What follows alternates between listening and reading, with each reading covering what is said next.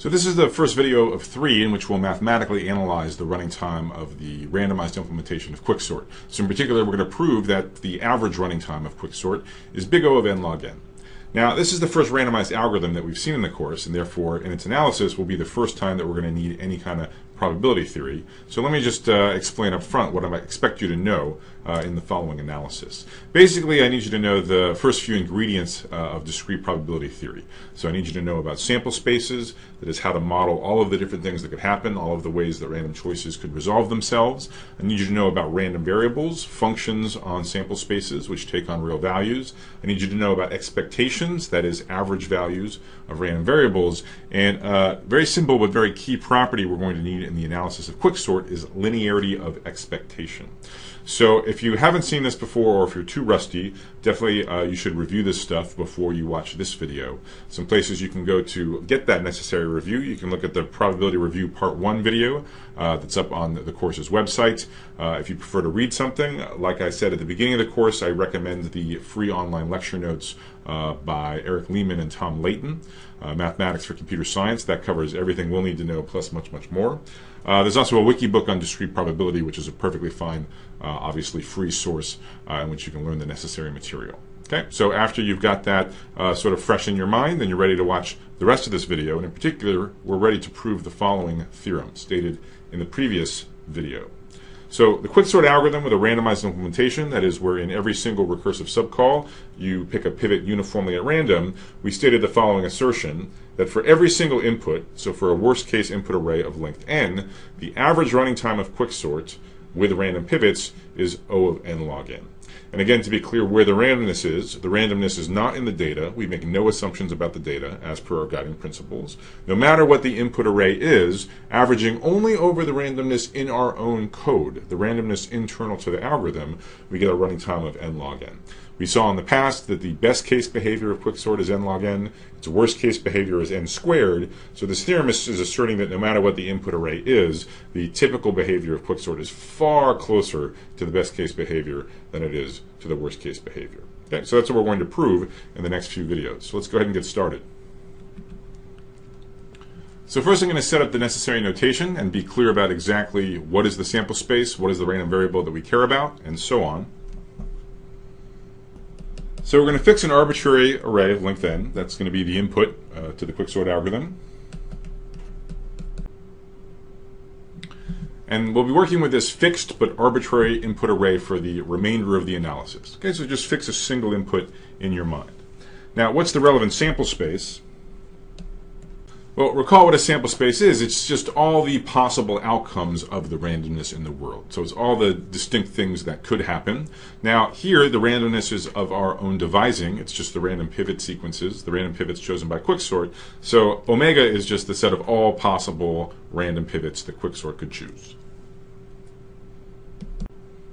Now, the whole point of this theorem, proving that the average running time of quicksort is small, boils down to computing the expectation of a single random variable. So here's the random variable we're going to care about. For a given pivot sequence, remember that random variables are real-valued functions defined on the sample space. So for a given point in the sample space, or pivot sequence sigma, we're going to define capital C of sigma as the number of comparisons that quicksort makes. Where by a comparison, I don't mean something like with an array index in a for loop. That's not what I mean by a comparison. I mean a comparison between two different entries of the input array, like comparing the third entry in the array against the seventh entry in the array to see whether the third entry or the seventh entry is smaller. Notice that this is indeed a random variable that is given knowledge of the pivot sequence sigma, the choices of all pivots. You can think of quicksort at that point as just a deterministic algorithm with all of the pivot choices predetermined. And so a deterministic version of quicksort makes some deterministic number of comparisons. So for a given pivot sequence sigma, we're just calling C of sigma to be however many comparisons it makes, given those choices of pivots. Now, what the theorem I stated is not about the number of comparisons of quicksort, but rather about the running time of quicksort. But really, if you think about it, kind of the only real work that the quicksort algorithm does is make comparisons between pairs of elements in the input array. Yes, there's a little bit of other bookkeeping, but that's all noise. That's all second order stuff. All quicksort really does is comparisons between the pairs of elements in the input array. And if you want to know what I mean by that a little more formally, dominated by comparisons, I mean that there exists a constant C so that the total number of operations of any type that quicksort executes is at most a constant factor larger than the number of comparisons. So let's say that by RT, I mean the number of primitive operations of any form that quicksort uses, and for every pivot sequence sigma, the total number of operations is no more than a constant times the total number of comparisons. And if you want a proof of this, it's not that interesting, so I'm not going to talk about it here, but in the notes posted on the website, there is a sketch of why this is true, how you can formally argue that there isn't much work beyond just the comparisons. But I hope most of you find that to be pretty intuitive. So, given this, given that the running time of quicksort boils down just to the number of comparisons, we want to prove the average running time is n log n, all we got to do, quote unquote, all we have to do is prove that the average number of comparisons the quicksort makes is O of n log n. And that's what we're going to do. So that's what the rest of these lectures are about. So that's what we got to prove. We got to prove that the expectation of this random variable C, which counts up the number of comparisons quicksort makes, is for this arbitrary input array A of length n, bounded by big O of n log n. So the high order bit of this lecture is a decomposition principle. We've identified this random variable C, the number of comparisons, and it's exactly what we care about. It governs the average running time of quicksort. The problem is it's quite complicated. It's very hard to understand what this capital C is. It's fluctuating between n log n and n squared, and it's hard to know how to get a handle on it. So how are we going to go about proving this assertion that the expected number of comparisons that quicksort makes is on average just O of n log n? At this point, we've actually have a fair amount of experience with divide and conquer algorithms. We've seen a number of examples. And whenever we had to do a running time analysis of such an algorithm, we wrote out a recurrence, we applied the master method, or in the worst case, we wrote out a recursion tree to figure out the solution to that recurrence. So you'd be very right to expect something similar to happen here. But as we probe deeper and we think about quicksort, we quickly realize that the master method just doesn't apply, or at least not in the form that we're used to. The problem is twofold. So first of all, the size of the two subproblems is random, right? As we discussed in the last video, the quality of the pivot is what determines how balanced a split we get into the two subproblems. It could be as bad as a subproblem of size 0 and one of size n-1, or it could be as good as a perfectly balanced split into two subproblems of equal sizes. But we don't know. It's going to depend on our random choice of the pivot. Moreover, the master method, at least as we discussed it, required solve subproblems to have the same size. And unless you're extremely lucky, that's not going to happen in the quicksort algorithm. It is possible to develop a theory of recurrence relations for randomized algorithms and to apply that to quicksort in particular, but I'm not going to go that route for two reasons. The first one is it's really quite messy. It gets pretty technical to talk about solutions to recurrences for randomized algorithms or to think about random recursion trees. Both of those get pretty complicated. The second reason is I really want to introduce you to what I call a decomposition principle, by which you take a random variable that's complicated but that you care about a lot, you decompose it into simple random variables, which you don't really care about in their own right, but which are easy to analyze, and then you stitch those two things together using linearity of expectation. So that's going to be the workhorse for our analysis of the quicksort algorithm, and it's going to come up again a couple times in the rest of the course, for example, when we study hashing. So to explain how this decomposition principle applies to quicksort in particular, I'm going to need to introduce you to the building blocks, simple random variables which will make up the complicated random variable that we care about, the number of comparisons. So here's some notation. Recall that we fixed in the background an arbitrary array of length n, and that's denoted by capital A. And some notation, which is simple but also quite important. By z sub I, what I mean is the ith smallest element in the input array capital A, also known as the ith order statistic. So let me tell you what zi is not. Okay, what zi is not in general is the element in the ith position of the input unsorted array. What zi is it's the element which is going to wind up in the ith element of the array once we sort it. Okay, so if you fast forward to the end of a sorting algorithm, in position I, you're going to find zi. So let me give you an example. So suppose we had just a simple array here, unsorted, with the numbers 6, 8, 10, and 2. Then Z1, well, that's the first smallest, the one smallest, or just the minimum. So Z1 would be the 2, Z2 would be the 6, Z3 would be the 8, and Z4 would be the 10 for this particular input array. Okay, so Zi is just the ith smallest number. Wherever it may lie in the original unsorted array, that's what Zi refers to. So we already defined the sample space. That's just all possible choices of pivots that quicksort might make. I already described one random variable, the number of comparisons that quicksort makes on a particular choice of pivots. Now I'm going to introduce a family of much simpler random variables, which count merely the comparisons involving a given pair of elements in the input array. Not all elements, just a given pair. So for a given choice of pivots, a given sigma, and for given choices of I and j, both of which are between 1 and n, and so we only count things once. I'm going to insist that I is less than j, always. And now here's a definition. By xij, and this is a random variable, so it's a function of the pivots chosen, this is going to be the number of times that zi and zj are compared in the execution of quicksort.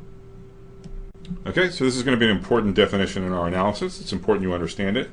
So for something like the third smallest element and the seventh smallest element, xij is asking, that's when I equals 3 and j equals 7. x37 is asking how many times those two elements get compared as quicksort proceeds. And this is a random variable in the sense that if the pivot choices are all predetermined, if we think of those being chosen in advance, then there's just some fixed deterministic number of times that zi and zj get compared. So it's important you understand these random variables xij. So the next quiz is going to ask a basic question about the range of values that a given xij can take on. So for this quiz, we're considering, as usual, some fixed input array, and now furthermore fixed two specific elements of the input array. For example, the third smallest element, wherever it may lie, and the seventh smallest element, wherever it may lie. Think about just these pair of two elements. What is the range of values that the corresponding random variable xij can take on? That is, what are the different numbers of times that a given pair of elements might conceivably get compared in the execution of the quicksort algorithm? All right, so the correct answer to this quiz is the second option. This is not a trivial quiz. This is a little tricky to see. So the assertion is that a given pair of elements, they might not be compared at all. They might be compared once, and they're not going to get compared more than once. Okay, so here what I'm going to discuss is why it's not possible for a given pair of elements to be compared twice during the execution of quicksort. It'll be clear later on, if it's not already clear now, that both 0 and 1 are legitimate possibilities. A pair of elements might never get compared, and they might get compared once. And we'll go into more detail on that in the next video. So, but why is it impossible to be compared twice? Well, think about two elements, say the third element and the seventh element, and let's recall how the partition subroutine works. Observe that in quicksort, the only place in the code where comparisons between pairs of input array elements happens, it only happens in the partition subroutine. So that's where we have to drill down. So what are the comparisons that get made in the partition subroutine? Well, go back and look at that code. The pivot element is compared to each other element in the input array exactly once. Okay, so the pivot just hangs out in the first entry of the array. We have this for loop, this index j, which marches over the rest of the array, and for each value of j, the jth element of the input array gets compared to the pivot. Okay, so summarizing, in an invocation of partition, every single comparison involves the pivot element. Okay, so two elements get compared if and only if one is the pivot. All right, so let's go back to the question. Why can't a given pair of elements in the input array get compared two or more times? Well, think about the first time they ever get compared in quicksort.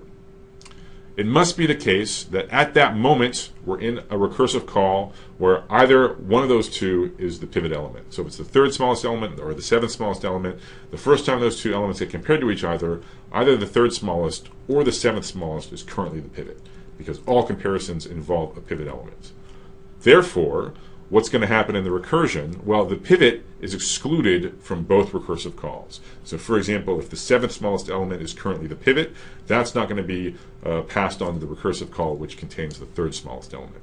Therefore, if you're compared once, one of the elements is the pivot, and they'll never be compared again, because the pivot will not even show up in any future recursive calls. So let me just remind you of some terminology. So a random variable which can only take on the value 0 or 1 is often called an indicator random variable because it's just indicating whether or not a certain thing happens. So in that terminology, each xij is indicating whether or not the ith smallest element in the array and the jth smallest element in the array ever get compared. It can't happen more than once. It may or may not happen, and xij is 1 precisely when it happens. So that's the event that it's indicating. Having defined the building blocks I need, these indicator random variables, these xij's, now I can introduce you to the decomposition principle as applied to quicksort. So there's a random variable that we really care about, which is denoted capital C, the number of comparisons the quicksort makes. That's really hard to get a handle on in and of itself. But we can express C as a sum of indicator random variables of these xij's. And those we don't care about in their own right. They're going to be much easier to understand. So let me just rewrite the definitions of C and the xij's so we're all clear on them. So C, recall, counts all of the comparisons between pairs of input elements that quicksort ever makes, whereas an xij only counts the number, and it's going to be 0 or 1, comparisons that involve the ith smallest and the jth smallest elements in particular. Now, since every comparison involves precisely one pair of elements, some I and some j with I less than j, we can write C as the sum of the xij's. So don't get intimidated by this fancy double sum. All this is doing is it's iterating over all of the ordered pairs. So all of the pairs ij, where I and j are both between 1 and n, and where I is strictly less than n. This double sum is just a convenient way to do that iteration. And of course, no matter what the pivots chosen are, we have this equality. Okay, the comparisons are somehow split up amongst the various pairs of elements, the various i's and j's. Why is it useful to express a complicated random variable as a sum of simple random variables? Well, because an equation like this is now right in the wheelhouse of linearity of expectation. So let's just go ahead and apply that. Remember, and this is super, super important, linearity of expectation says that the expectation of a sum equals the sum of the expectations. And moreover, this is true whether or not the random variables are independent. Okay, and I'm not going to prove it here, but you might want to think about the fact that the xij's are not, in fact, independent. So we're using the fact that linearity of expectation works even for non-independent random variables. Again, why is this interesting? Well, the left-hand side, this is complicated. Right? This is some crazy number of comparisons by some algorithm on some arbitrarily long array, and it fluctuates between two pretty far apart numbers, n log n and n squared. On the other hand, this does not seem as intimidating. A given xij, it's just 0 or 1, whether or not these two guys get compared or not. So that is the power of this decomposition approach. Okay, so it reduces understanding a complicated random variable to understanding simple random variables. In fact, because these are indicator random variables, we can even clean up this expression some more. So for any given xij being a 0, 1 random variable, if we expand the definition of expectation just as an average over the various values, what is it? It's just, well, there's some probability it takes on the value 0. That's possible. And there's some possibility it takes on the value 1. And of course, this 0 part we can very satisfyingly delete, cancel. And so the expected value of a given xij is just the probability that xij equals 1. And remember, it's an indicator random variable. It's 1 precisely when the ith smallest and the jth smallest elements get compared. So putting it all together, we find that what we care about, the average value of the number of comparisons made by quicksort on this input array, is this double sum, which iterates over all ordered pairs, where each summand is the probability that the corresponding xij equals 1. That is the probability that zi and zj get compared. And this is essentially the stopping point for this video for the first part of the analysis. So let's call this star and put a nice circle around it. So what's going to happen next is that in the second video for the analysis, we're going to drill down on this probability that a given pair of elements gets compared, and we're going to nail it. We're going to get an exact expression as a function of I and j for exactly what this probability is. Then in the third video, we're going to take that exact expression, plug it into the sum, and then evaluate this sum. And it turns out the sum will evaluate to big O of n log n. So that's the plan. That's how you apply decomposition in terms of 0, 1, or indicator random variables, apply linearity of expectation. In the next video, we'll understand these simple random variables, and then we'll wrap up in the third video. Before we move on to the next part of the analysis, I do just want to emphasize that this decomposition principle is relevant not only for quicksort, but it's relevant for the analysis of lots of randomized algorithms. And we will see more applications, at least one more application, later in the course. So just to kind of really hammer the point home, let me spell out the key steps for the general decomposition principle. So first you need to figure out what is it you care about. So in quicksort we cared about the number of comparisons. We had this lemma that said the running time is dominated by comparisons, so we understood what we wanted to know, the average value for the number of comparisons. The second step is to express this random variable y as a sum of simpler random variables, ideally indicator or 0, 1 random variables. Now you're in the wheelhouse of linearity of expectation. You just apply it. And you find that what it is you care about, the average value of the random variable y, is just the sum of the probabilities of various events. That a given xl random variable is equal to 1. And so the upshot is, to understand the seemingly very complicated left-hand side, all you have to do is understand something which in many cases is much simpler, which is understand the probability of these various events. In the next video, I'll show you exactly how that's done in the case of quicksort, where we care about the xij's, the probability that two elements gets compared. So let's move on and get an exact expression for that probability.